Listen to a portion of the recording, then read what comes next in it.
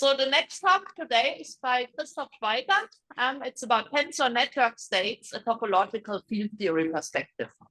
Yeah, thank you very much to the organizers for having me here. I regret very much that I can join only for a limited period.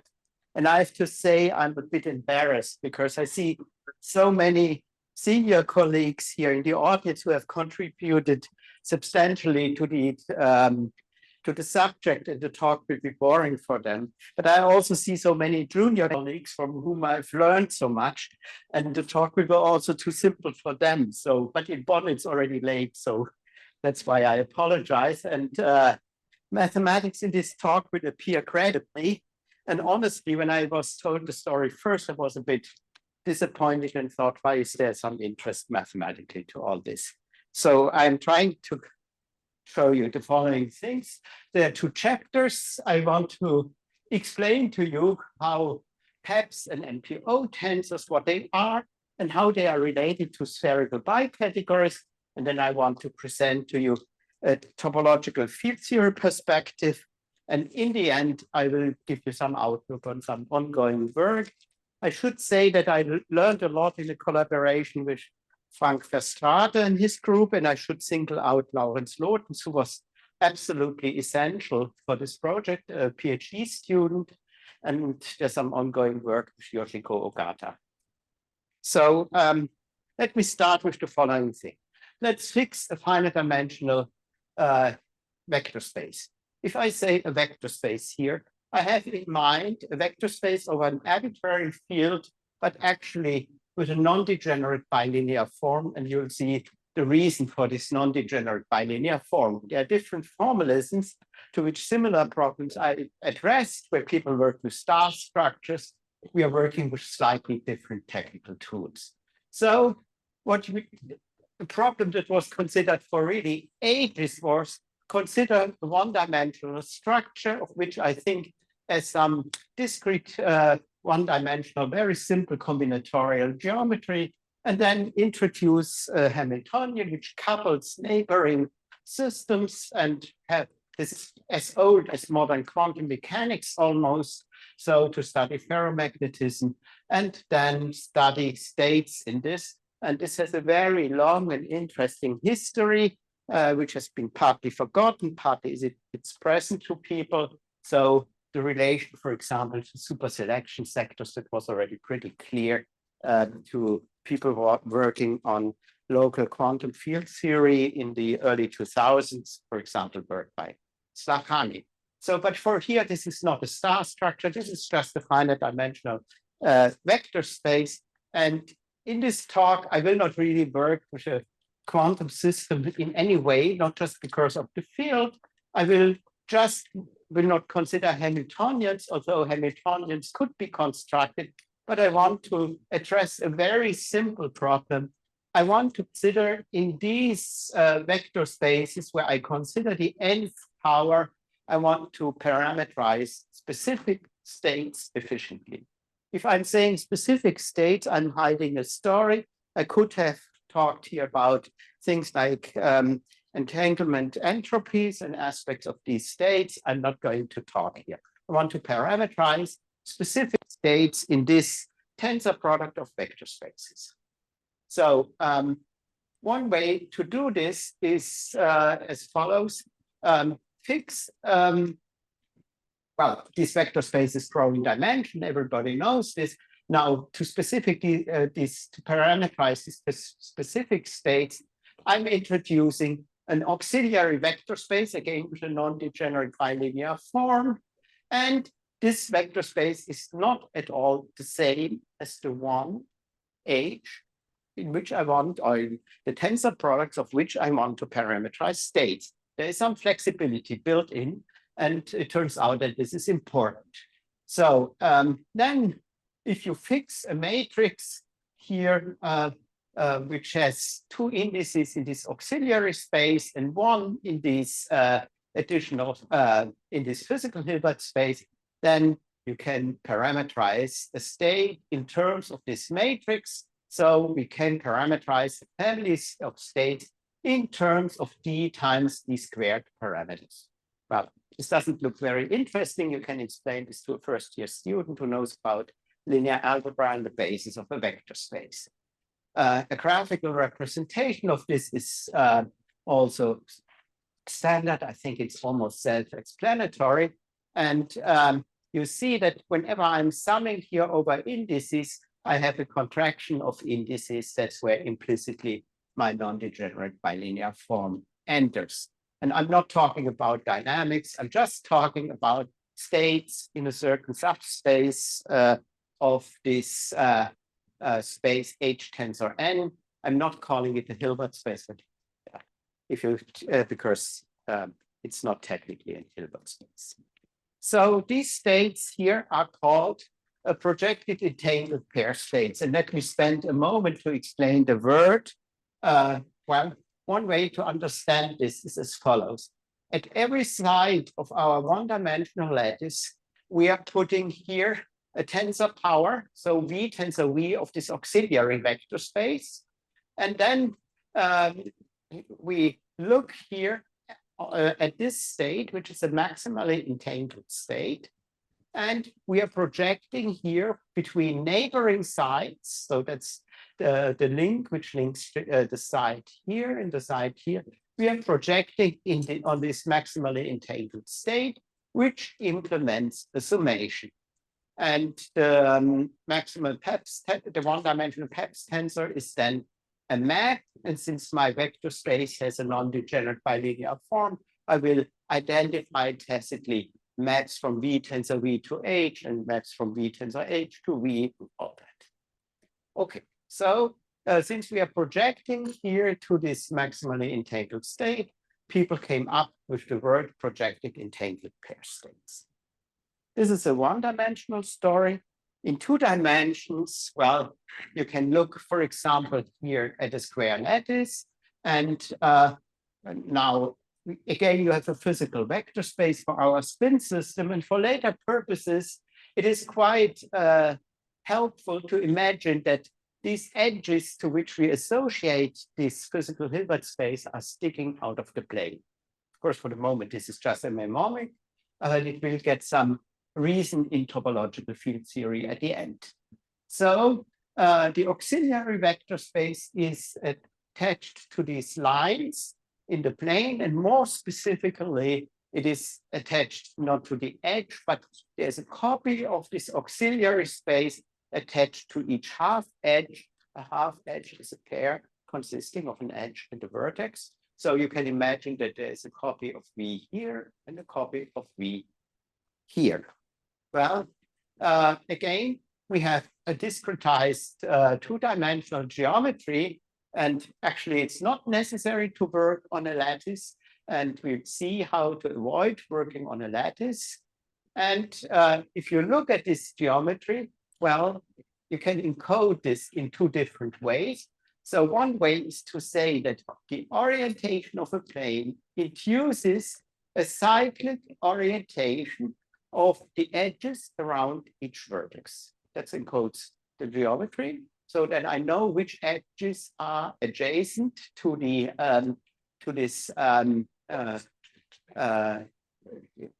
which edges ending at the same vertex are adjacent. So you should imagine that on this stick that's going out of the plane, there is a cyclic order, which captures part of this 2-dimensional geometry. Another way to realize this is to say that if you want to keep 2-dimensional information, turn this graph into a fat graph. And secretly, we will see it's very helpful to imagine that these edges have been fattened to fat graphs. So to ribbons. Well, this has not a lot of structure, and we need to add something to get a mathematically interesting system. So what is the idea? The idea is to add topological symmetries to the system to get more structure. And this is a more general story, and the more general story is well known to many people here from very different point of view. So topological systems explain ground state degeneracies, in particular degeneracies that depend on the topology on which you consider your system. And in a two-dimensional system, topological symmetries can be encoded by one-dimensional topological defects. Defects have appeared earlier this afternoon here, and I'm considering here topological defects. And this is, of course, something that is very familiar to me from work more than a quarter of a century ago, where this has been used to study symmetries of rational keys. Here we need a lattice adaptation. So in this lattice, I can have a defect line, and this defect line will cut these links. And whenever this cuts these links, I will need a different tensor to describe what's going on. So I'm adding, in addition to this tensor here, I'm adding a new type of tensor. So, but before doing this, let's briefly go back, and it was already implicit or in the beginning, even explicit in Ilka's talk. Let's look at some properties of topological defects. So the first thing is, typically in such a system, the topological defects can be of different types, and they fuse, and they, for this fusion, this introduces a monoidal structure. Topological defects can carry point-like insertion, so we get a C-linear tensor category, and I will assume here that this is a semi-simple category with finitely many simple objects, simple finite dimensional Hom spaces, so it should be a fusion category. Well, then what are quantities we have in the fusion category? And in principle, I'm using structure here you can see in any quantum mechanics book, at least in the quantum mechanics book that still existed when I was a student. More recently, the content of quantum mechanics books seems to be decreasing. So anyhow, so what we have is we study couplings. So we take here Homs from the monoidal unit into some tensor product, and we assume that these couplings have non-degenerate pairings. These are the pairings I'm going to use in a moment. Here, I assume that I have duals. That's part of the definition of a fusion category. I'm not very careful about left duals and right duals, because in a moment, I'm going to identify them anyhow with additional structure. And then it's standard that you need to recouple, and this recoupling obeys a pentagon equation.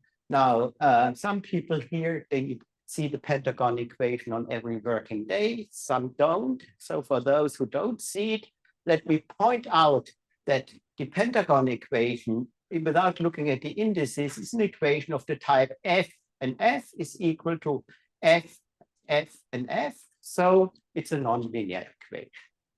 And what will be important, our defects have orientations. They can be reversed. And I want to work in an oriented setting in the sense that I'm reversing twice, I'm back to the original situation. This would have a natural generalization to a situation where if you're reversing twice, you don't get the same thing, but then you would work in framed geometry, and that's not what we do today. So since we want to have this, we need this additional structure, which is a pivotal structure. So what a pivotal structure is, a monoidal isomorphism of the identity functor and a double dual. And this is structure. So it can exist, it cannot exist. And if it exists, there can exist several of them. And we need to fix one of them. And this leads to left and right traces, and we will pick the same traces. And we will impose the condition that these traces are equal, then a pivotal structure is called spherical. So now the important observation is that in a pivotal tensor category, these invariant tensors, so Hom from one into the tensor product of, say, 3 objects, but it could be more, that these invariant tensors are cyclically symmetric. So what do I mean by this? If we start from here in graphical notation, a homomorphism from 1 into alpha, beta, gamma, I can use the dualities to pull this around. Actually, I would end here in a double dual, but I'm using the pivotal structure to go to alpha itself. I can do this several times, and I'm ending up with this here. And this is also a morphism from 1 into alpha, tensor beta, tensor gamma. And using that the left duality is equal to the right duality, you can show that I'm back to the original thing. So these invariant tensors are cyclically symmetric. This is very good because remember that on our lattice vertices, we had a cyclic ordering of the edges. And that will be important in the construction of concrete models in a moment. So pivotal categories have cyclically symmetric invariant tensors. Now, let's also look at the 6J symbols in pivotal categories. And you see that this is for a recoupling. So I suppress all indices. And now, if we have dualities, we can go here and pick a dual graph. We can glue it here. And if we glue it, then you see that we can write this 6J symbol as the invariant of this graph. So if this is a simple object, this is a multiple of the identity. And it's a multiple of the identity. And if we have traces available, which we have, then the 6J symbols are naturally associated to tetrahedra. So this is something that's known, of course, for ages. I should point out that here the dimensions appear, which are the traces of the identities. And we are using here the pivotal structure whenever we are thinking about 6J symbols in terms of tetrahedra. Good. So in a two-dimensional system, well, how can we encode symmetries? I think it's a simple and nice picture. So for example, if you have an invertible defect, which is an invertible object in the pivotal monoidal category of defects, so D tensor its dual just contain the identity, then we can consider a system, insert such a defect for free, then deform the defect. If you deform the defect, you see I have here a defect line running in this way and in this way, which by this local relation I can cut. I'm performing the step again. I let the circular defect disappear and I have some equality of correlators. So this is a motivation to study defects, and the story has meanwhile grown into something really big, that symmetries and generalized symmetries in all kinds of quantum field theories are profitably studied in this way. Let's go back to the lattice. And for the moment, let me go back to the situation where the lattice is simple. And simple will not mean for me at the moment that I'm working on a square lattice, but I want to work on a honeycomb lattice because there the vertices are only 3 valent. That's a bit simpler and will lead us to more direct computable quantities. In the second part, we will drop this. Well, what do we now want to get? I want to get 2 types of tensors. So here, this is replaced by a 3-valent vertex. So I have here a tensor, which should have 3 auxiliary spaces. And here, sticking out of our plane, it has our physical vector space. And for these type of things, well, I'm introducing yet one more vector space with a non-degenerate bilinear pair, which I'm attaching to these red lines and to the red lines, and for the black lines, we had the auxiliary vector space anyhow. And then I have enough to contract indices and to produce states in the tensor product of these edges associated to the vertices. And I'm producing such a state for any configuration of red lines I'm drawing on my lattice. Yeah. So And actually, we were contacted by this physics group, and they told us this is interesting. Can you understand this? Yeah. So then we believe then that this is interesting, and we analyze the situation. And now let's look at these tensors. So this here should be a topological defect line. So you should be able to take this line and pull it over such a vertex, because the precise position of this line shouldn't matter. So I should be able to take this line and pull it over this vertex here. And at this vertex, I have a copy of the physical space. So what you see is that locally, whenever I'm choosing states here, here, and here, here, here, and here, the same states, this should produce the same state here. And you see I have here one of these NPO tensors and the PEPS. And here I have two NPOs and a single PEPS. So this is a type equation of the type 2 is equal to 3. You might think about the pentagon, but in any case, producing nice solutions to nonlinear equations, well, representation theory is a nice tool for this. Yeah, so let's see how we can produce solutions to this equation. And actually, the fusion of such defect lines is also important, and I should be able to pull such fusion also through the lattice. So there is another condition which is also of a pentagon type. So we have plenty of mixed pentagons and solutions to find. And we have to find concrete expressions for these tensors. Well, as I said, we'll try to use representation theory for this, or categorical structures, where you can get examples from representation theory. So let's analyze this NPO tensor. So since I'm identifying here vector spaces and their duals by this non-degenerate bilinear form, you see that any V in this tensor product gives an endomorphism from W, tensor W. So if you assume that the algebra generated by these endomorphisms is semi-simple, so it is of an algebraically closed field, a direct sum of matrix algebras.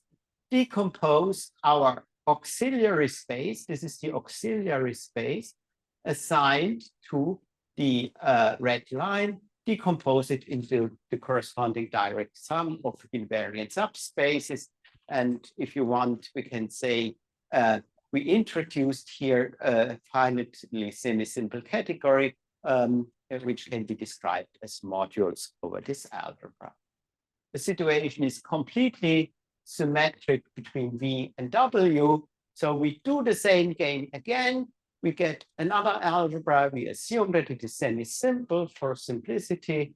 And then we can also decompose our auxiliary space as a direct sum of invariant subspaces.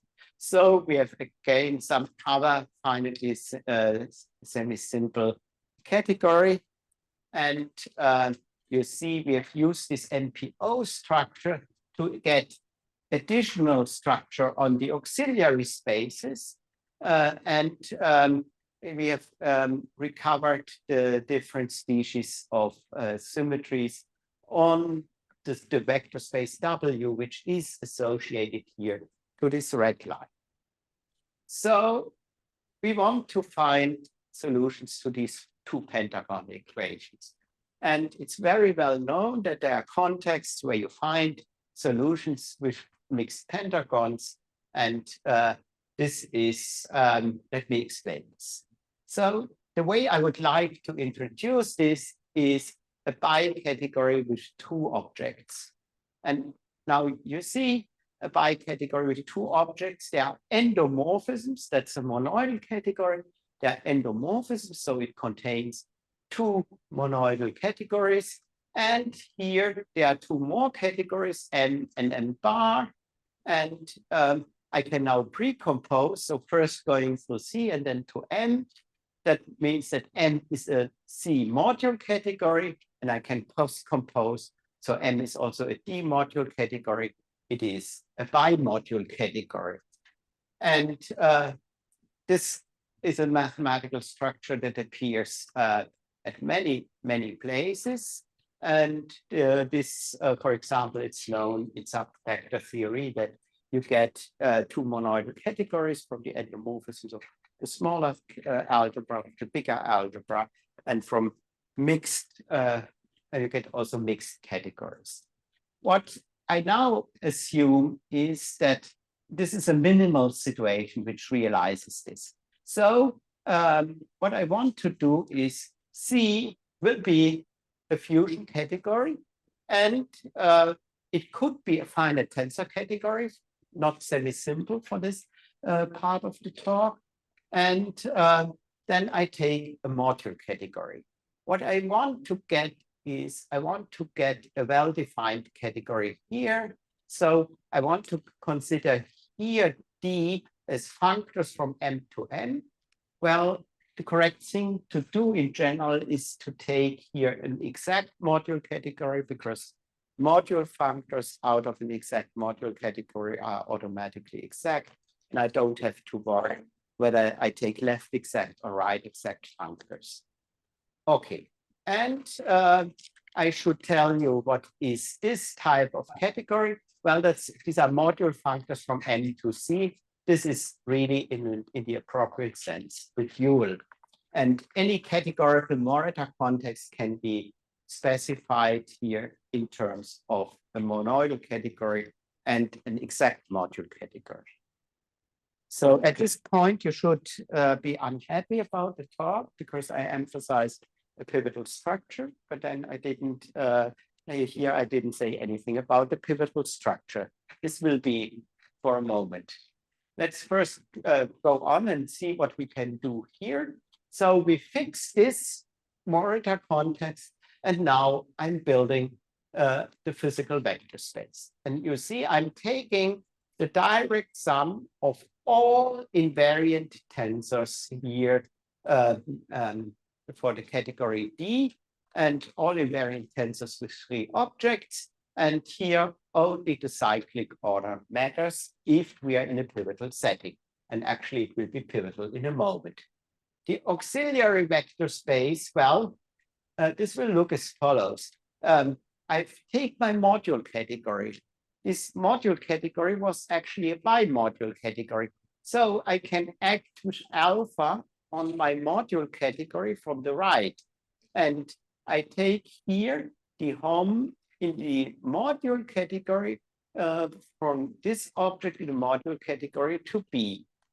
And you should appreciate that here tensor products and actions, they are really compositions of one morphisms in a bicategory. So the prescription is not really very different. And the vector space for the MPO symmetries, that's obtained by acting with objects in the other monoidal category and taking again the spaces of invariant dimensions. So now I can write down the PEPS for you. So what I do here is I'm writing down this graph. So if you remember that the physical Hilbert space is sticking out of the complex plane, then what you have here can be imagined as a tetrahedron. So this is really a bit in front of the projection plane. This is a tetrahedron.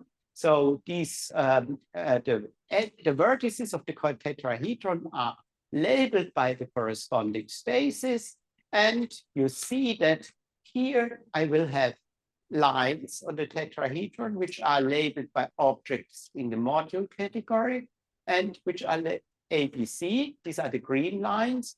They are lines which are labeled by objects in the category D, and the cyclic order is here. So this is a mixed 6J symbol, and this, yeah. But I mean, there could be several ones. This is like you could have you have a bimodule category, and this mixes only for C, right? The red ones. This is correct, yes. And there could be one that mixes C and D as well. Yes, and we will need it because this here is the PEPS. Okay. And there's also the NPO. And Then there will be one more tensor, which is for the coupling of the defect lines. And I'm not going to display this here because this is a lot of visual information and I want to minimize it. But you see here, I have another tetrahedron.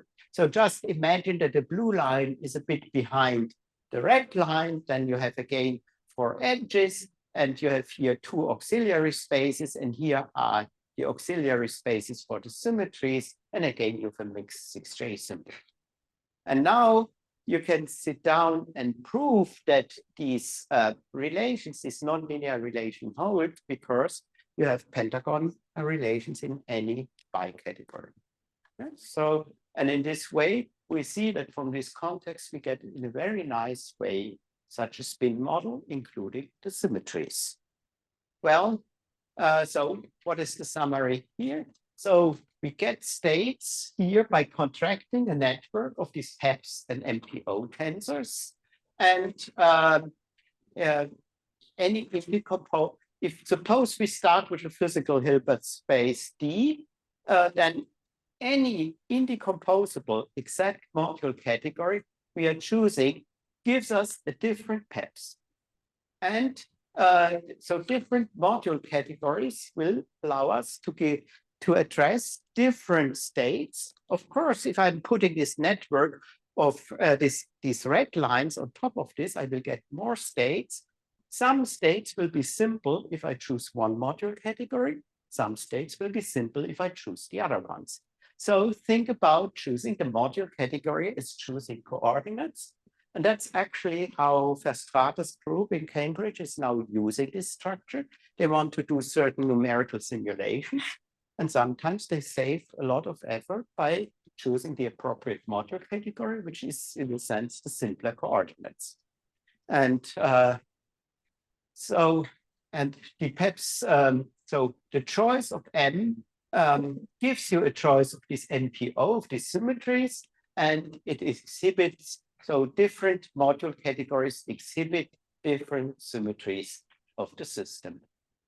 And now these different descriptions, they are related by Morita equivalence, categorical Morita equivalence. And I want now to make a brief digression on Morita equivalence. And I want to be a bit more precise because there are people working on related things. So I will now assume that C is a pivotal tensor category. So I need to impose some of the pivotal structure here. Now, pivotal structure was about trivializing biduals. Now, there is a notion of a dual in any bicategory. And if I have a dual of an object here, will be an object here. And you can compute what the object is, and it's a fun computation.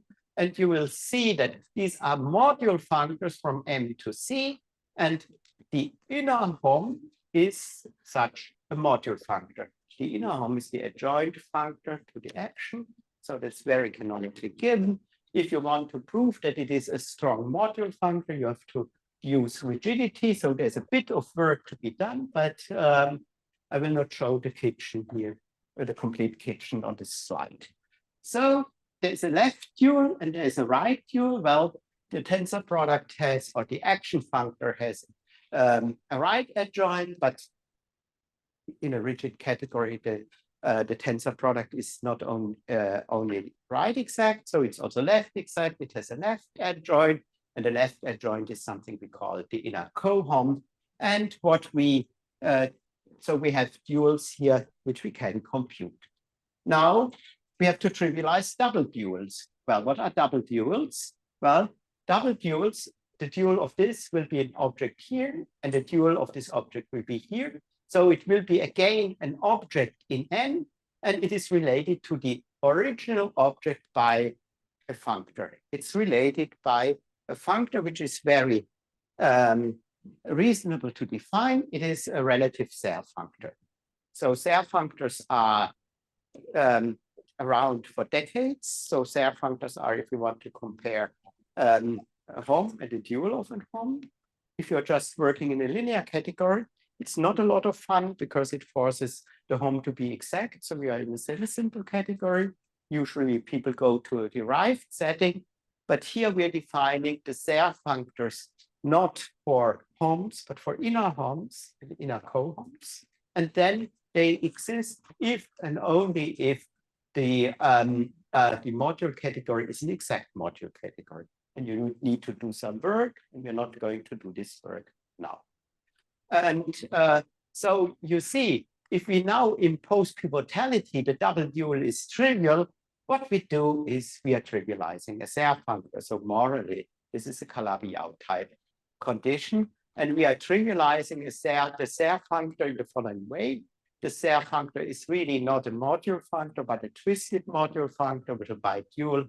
And we are trivializing it relative to as a module functor relative to a pivotal structure. What is the fun thing about it? Well, you can see that if M is a pivotal module category, then the Morita context is a bicategory, is pivotal. This looks like a tautology, but it's a theorem. And another point is that if you look at inner ends in this context for a pivotal module category, then the inner end is always an algebra, but then it's a Frobenius algebra. And if you want to do constructions in field theory, you're eager to get Frobenius algebra structures and pivotal module categories are very good sources for them and a very systematic source to get them. So all this is behind this theory, really. And then I was emphasizing traces. Well, I should now continue and talk about traces.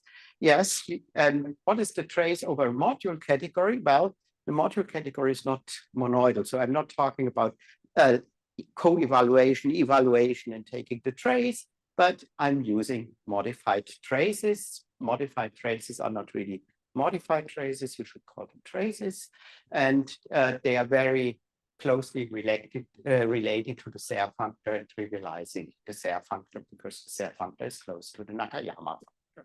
So we have a very well-defined notion of a dimension. And I should be honest, we were using in the work with Verstraete's group dimensions which these people found empirically in their computer calculations to compute empirically 6 trace symbols and mixed 6 trace symbols. And then we said, what can be possibly the dimension here of a module category? We had to think, and then only this theory was developed afterwards, but that's how sometimes research goes, that you complete a mathematical framework because you need it. Okay, good.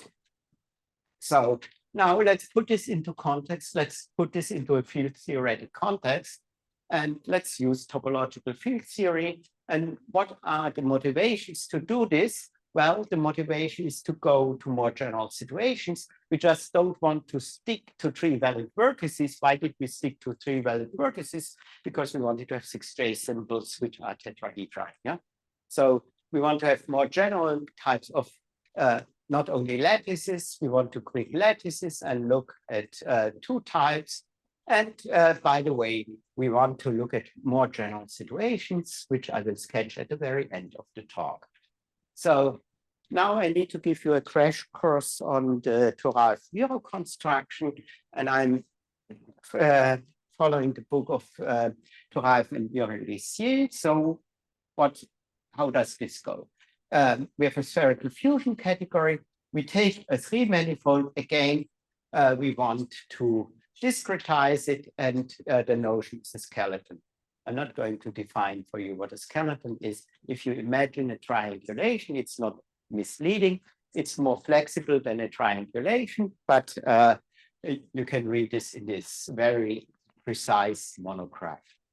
So now I'm assigning to state some variables to the faces of these triangulations. So these are simple objects in my spherical fusion category D.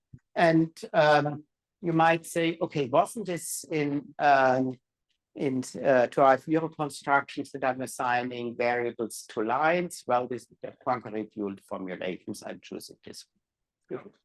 Sorry, I thought it's a question. Yeah, so Good. Very similar. Yeah. So I'm working with assigning this to the spaces, and now we study half edges. And to any half edge, that's an edge and an endpoint, one assigns a vector space. So this is a half edge, a vertex, and an adjacent x. Edge, if you go around, you have a cyclic ordering, and we have well-defined invariant tensors because this is a pivotal category. And the two vector spaces for an adjacent edge, adjacent to the same edge, they are in duality, and having two vector spaces in duality has a wonderful consequence. Whenever you have two dual vector spaces, you have a canonical vector in their tensor product. You tensor over all vector spaces, and you get a vector space which depends on the skeleton and which depends on the labeling, but it has a canonical vector. And now I was looking at half edges from the point of view of edges, but they are pairs, edges, and vertices. Now I'm looking at vertices. And if I'm doing this, then you see that such a two cell, if I take a vertex, I take a small sphere around the vertex, it intersects a line on the two cell, on this sphere. And the lines in the skeleton, they give me marked points. So I'm getting a graph on the sphere, and there's graphical calculus, and the graphical calculus allows me to evaluate, once I've chosen vectors here, to get a linear form into my ground field. And I should say that the graphical calculus has evolved quite a lot in the last, at least 15 years. So graphical calculi exist with defects. They exist with defects in increasing degree of generality, which was a lot of hard work of a lot of people. Some of them are here. So this will allow us to look also at more general situations. And now, in the standard situation, well, what we have here, we have the skeleton with finite dimensional vector space. And now we have the graphical calculus on all spheres, and that gives us an evaluation map. Now, if there is some boundary, which is really a gluing boundary in the sense of a TFT, there are no edges really there. We don't do any evaluation. As a consequence, we get here a vector when we evaluate, which takes its, which lives in the tensor product of all the edges that hit the boundary. And this is how a TFT in the state sum construction produces a vector in the vector space on the boundary. And now, once you have this, you go on and you have to sum over all labelings. You have to do this with the appropriate prefactor. And in this way, you get in the end the TFT vector. Well, so what I now want to do is I want to embed this into, and the previous talk had the title holography. So implicitly, there's a holographic scenario now hidden. I'm interested in states for a two-dimensional system. So I take this, I produce a three-manifold by taking the cylinder, and I'm putting a physical, a gapped boundary on one boundary of the cylinder. And here I have really a gluing boundary which supports a vector space.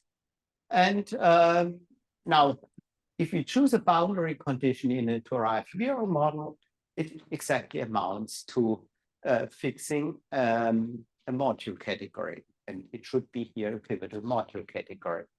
So, and possibly there can be Wilson lines in the boundary, and you're guessing already that the Wilson lines in the boundary will be the things that support the NPO structure. Yeah? So in this picture, it becomes very natural that we shouldn't just consider empty boundaries, but there can be a network of Wilson lines appropriate to the boundary condition we have chosen here, which is such a module category. And then if we evaluate the TFT, we will get here a state in this boundary. And what is the main idea? I want to convince you that this gives exactly the state that is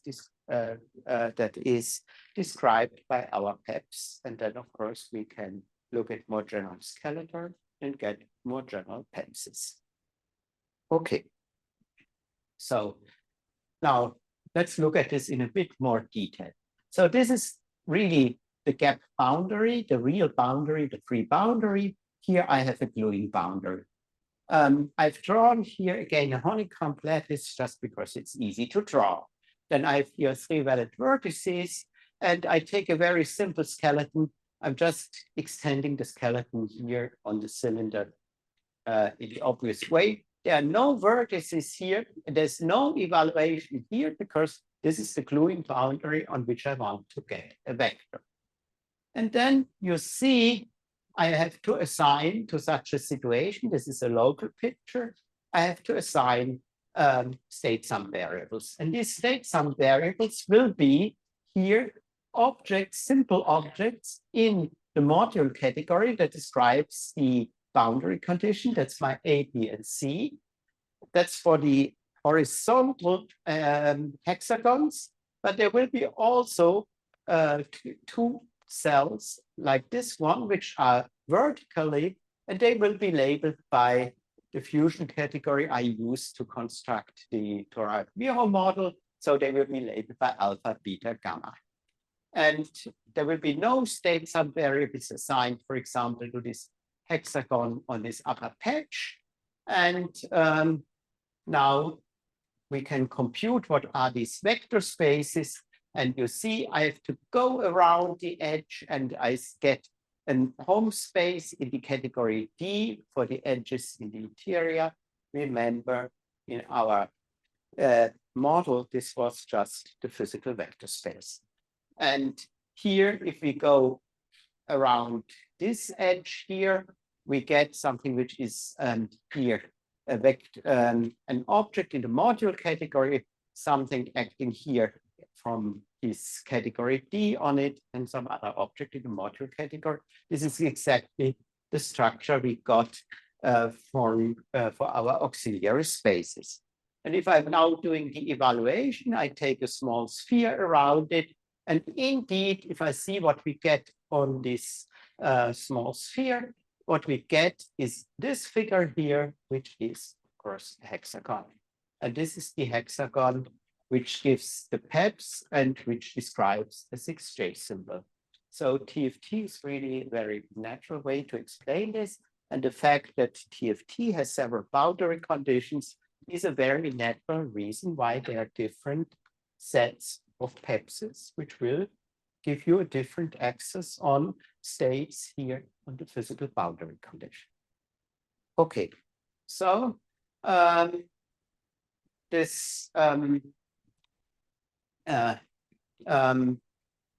what you see is that I already mentioned this, that including boundary Wilson lines on this free boundary, on this gap boundary, that allows us to introduce the MPO symmetries. We could now go on, take a vertex where a red line is intersecting a black line, evaluate around the vertex, and you would again get a 6J symbol. I'm not going to do this because I think everybody in the audience will be able to do this as an exercise, and nobody will be willing to do this tonight. So I'm realizing that I'm a bit quicker, so I will say a few more words here. So it's not new that Turaev-Viro theories with boundaries and defects are extremely useful structures. They are also useful for representation theory. So let me just remark in passing that there are SL2Z invariant Frobenius Schur indicators. You can understand the SL2Z invariance of them by realizing these indicators as invariants on 3 manifolds with boundaries, and then the SL2Z becomes a mapping class group of a torus. So this is a very versatile tool that has been used successfully. Then the mathematical structure of these PEPSs, although they looked very unstructured in the beginning, it's really bicategorical. It has the right categorical dimension. And what I found impressive in working with this group of Verstraete was that they have developed really an enormous numerical handle on producing these mixed 6J symbols. So I think in the long run, if you want to have access to concrete, non-trivial example, this will be feedback from this community to people who work on TFT from more abstract and categorical points of view. And for example, finding these dimensions on module categories and then realizing that they are really the correct, in the correspondence to the correct module trace. This was a thing that really impressed me in how these people are working. Then I should say a word that I emphasize that a PEPS is described in terms of a category, a monoidal category and a module category over it. We can now have two different module categories on these two sides. And if you know how TFT works, and if you know how a graphical calculus works, you will be immediately able to write down such a generalized tensor. But not only for this situation, but you could even say what happens if I have two different monoidal categories, two different spherical fusion categories, and for each of them, I'm choosing a module category. Then you will get here something where you choose additional data, but the experts in the audience will already guess now what the correct data to choose are. And then you will see that if you do this, there can be non-trivial insertions, which are labeled but objects that generalize Stringfeld centers. Actually, they will be describable in terms of relative the linear product. So all these are things that are available and that we understand pretty well. You can also look at more general situations where at a point, several of these symmetries meet. There is a coupling here, and in these two-dimensional patches that is described by different phases. And you can analyze, you can write down what are the corresponding tensors. And what is quite some fun, you can use these tensors and investigate what mobility do these quasi-particles on these in these situations have. And these will be particles of reduced mobility. And that's a thing we are analyzing with Yoshiko Ogata at the moment. I should say that generalizations to higher dimensions are on the way. I don't know the literature very well because this is not my only interest, but it's clear that higher dimensional TFT will allow to play the game in higher dimensions, and people have already played it. And now there are other questions which are much more subtle. If you want to go beyond silly simplicity, well, the theory of Morita contexts, pivotal Morita contexts, that's worked out without any reference to semi-simplicity. What becomes subtle is that we need these non-degenerate pairings. And you have to think much harder about these pairings, but in principle, there's known what to do with TFT constructions in the non-semi-simple situation. So definitely this can be developed in this direction. Another thing I find interesting at the moment is we were using rigidity quite a lot. It looks as if rigidity is an undebatable paradigm in quantum topology, but really it's not, because if you are studying representation categories of vertex algebras, they have more general duality structures than rigid duality, but also there we will be able to find generalizations. And of course, the perspective from TFT is a very good guiding principle because we know so much about TFT and we have so many tools. And maybe we can feed back a bit to these practitioners of tensor network states working in fields like quantum information theory. And on in exchange, we will get classes of models that are much more explicitly accessible even on a computer, then I would be ever able to implement them. So for this exchange was a lot of fun, and I hope I managed to let you participate a bit in this fun. Thank you.